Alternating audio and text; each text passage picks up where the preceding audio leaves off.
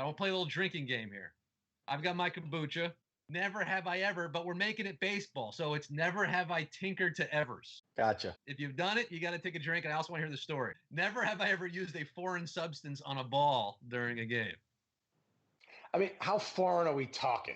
The only thing that I ever used was the bubble gum with sugar. When we went to sugar-free bubble gum for a little while there in the clubhouses, that didn't work for me because I wouldn't get that stickiness that I needed, like for my slider or my breaking ball. But I would be chewing bubble gum and I would go to my mouth and just use some saliva. But years later, you start learning the fine art of different things to use and try to be able to control the ball, which, you know what? I talked to some hitters as an analyst.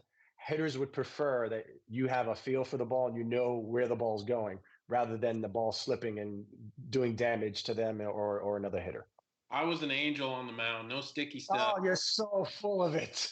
I didn't use any. I used rosin, some wet hair, but that's it. Nothing else. You've seen my numbers, Figgy. You know I wasn't cheating. How about this one? Never have I ever taken a ball squarely to the balls during a game.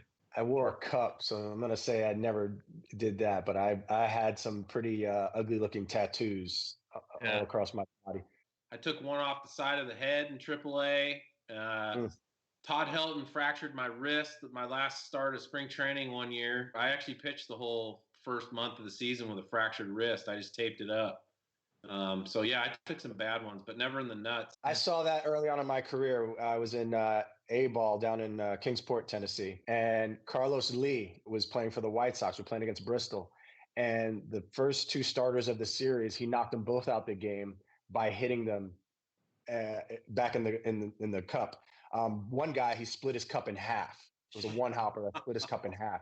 So I remember they were taking him off, and I got to pitch the third game of the series. And first thing I did was I told the clubhouse guy when I got inside, I go, we got to go to a sporting goods store tomorrow. I got to start wearing a cup. There's no shot I'm facing this monster without a cup. I just saw him take two guys out. So you got to go to medieval times and get some knight's armor. How about a chastity belt or something? Never have I ever peed or pooed myself during a game.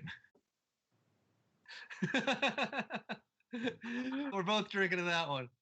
Yeah, there's just those big moments, like Glendon said. He's a man about the big moments, and sometimes you're not alone in the big moments. Sometimes you don't want to leave the mound and take care of business. Things happen.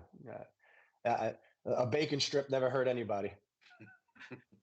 No George Brett moments, hopefully. Nothing that bad, especially towards the end of my career where things were popping up on screen in HD. That's where you get nervous about those little things. Early on in the career, it blurs out. You could be getting beat up and have a 12-minute inning, and you're stuck out there. That's where you actually pull the old, like, the hamstring is really barking on you, but and this way you can walk gingerly into the dugout. So they were just showing a highlight not long ago of Jason DeRocher that was with us with the Brewers.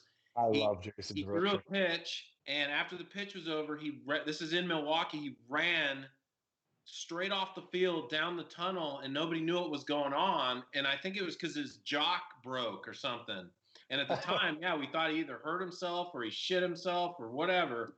And he went flying off, but it ended up being his jock broke, I think. Never have I ever let a fan's taunts get to me. Right. Yeah, 100%. Yeah. Yeah, and you can hear him when you're pitching in Montreal. No. Pitching in Milwaukee, you could hear him. National League is where you wear it because you got to go out on deck and you got to hit and everything else. So that really lets you have it. Yeah. There was that guy in Montreal, too, the super fan in Montreal that would sit there and tell you all about yourself and guarantee you were getting raked the next inning. Don't worry about it. This will all be over soon for you. I remember that guy. And he did it in French too, In between the horns and the seat backs rattling, yes, and everything else. Yeah. Oh, that place was a zoo. Yeah. Never have I ever punched a teammate or got punched by a teammate. No. You didn't play with Michael Barrett. I did. Yeah, that's right. You did. Yeah, but Michael's my boy, so I didn't punch him or he didn't punch me. Never have I ever pitched hungover or under the influence. I'm sure it must have been something where I being that mop-up guy or the reliever, where you think, I threw 3 innings yesterday. I'm not getting up today. And you go out and have a good time. then next thing you know, you're up in the first inning, somebody goes down, and you got to get out there. We've definitely both done that before.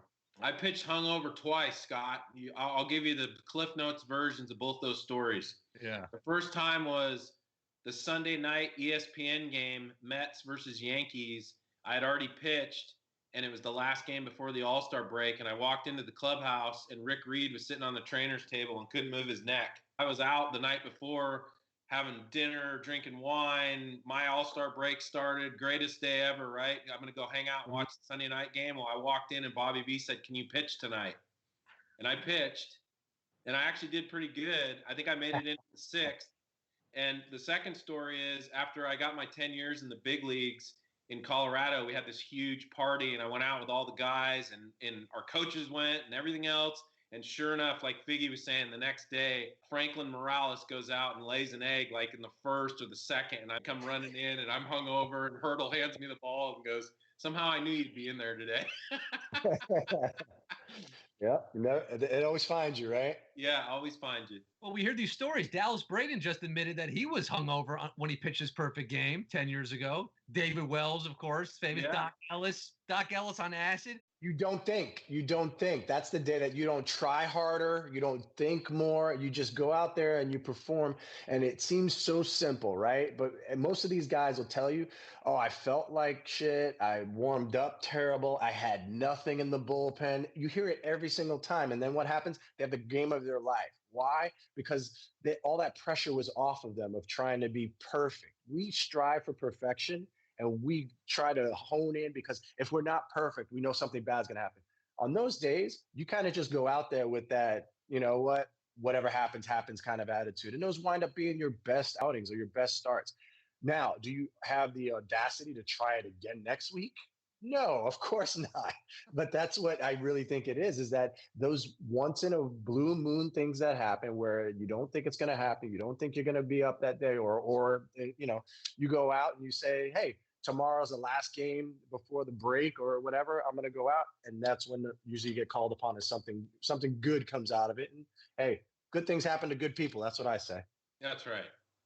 Sometimes it helps to dull the senses a little bit, right? When you get out. No doubt. Isolate Night with Scott Rogowski, live every Monday, Wednesday, and Friday at 9 p.m. Eastern.